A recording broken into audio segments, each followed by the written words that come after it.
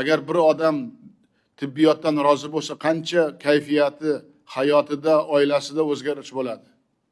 Buning uchun nafaqat tibbiyot rahbarlari, balki hokimlar ham birdek mas'uliyatini oshirishi zarur. Endi birlamchi Bug'unda tibbiy xizmat sifatini oshirish bo'yicha yangi tizim bo'ladi.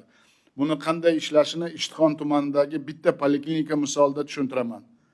Masalan, hozir Ishtixondagi O'zbekiston nomli poliklinikada 6 nafar oilaviy shifokor 9 ta shtatni band qilib, ularni oyligini ham olib o'tirgani uchun 1,5 stavka nagruzkani eplay olmayapti. Bu poliklinikada yana 6 ta vrach shtati bo'sh. Kafolatlangan paketga kerak emas 90 turdagi dori kiritilgan sababli vazirlik buni yarmini ham ta'minlab bera olmayapti. Nimaga mana shu narsalarni joy-joyiga qo'yish mumkin emasmi? Poliklinikadagi laboratoriya tahlilini bironta shifoxona tan olmaydi. Nima kerak bundaqa poliklinika? Shuni bitta rayonda bitta tan oladigan laboratoriya qilaylik. Bizda hamma yerda laboratoriya qilamiz. Kerakmi, kerak emasmi? Pechat qilaveradi. Kerak bo'lsa u bechara ham mahallada qon topshiradi. Yana rayonga kelsa rayonda topshiradi. Toshkentga kelsa yana bir marta qon topshiradi.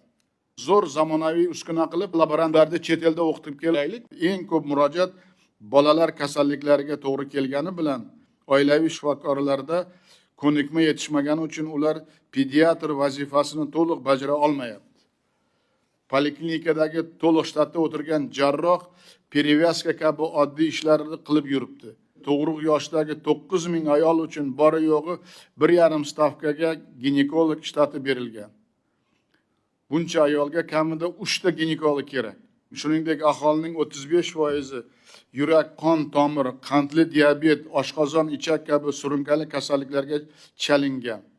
Bunday kasalliklarni erta aniqlash, profilaktika qilish va asoratlarini kamaytirish bo'yicha tibbiyot brigadalarining ishi mutlaqo ko'rinmayapti. Hozir bitta poliklinika misolida aytilgan muammolar butun birlamchi tibbiyotga ham tegishli. Shu bois ushbu tizim o'zgaradi. Tibbiyot brigadasi ham unga biriktirilgan aholi o'rtasida huquq va majburiyatlarini belgilovchi 2 tomonlama shartnoma tuziladi.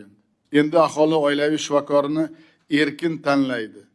Bu jarayonlarga xususiy oilaviy shifokorlar ham jalb etiladi. Tibbiy yordamning kafolatlangan paketi tasdiqlanadi va paket doirasida tibbiy xizmat va dori vositalari to'liq byudjetdan qoplanadi. Shuningdek, poliklinikada akusher-ginekologlar 2 barobar ko'payadi. Har 3,000 bola uchun bittadan pediatr shtati yangidan qo'shiladi. Bundan buyon birlamchi Bug'unda yarim yoki 0,25 stavka degan narsa bo'lmaydi. Barcha shifokor va hamshiralar faqat to'liq stavkada ishlaydi.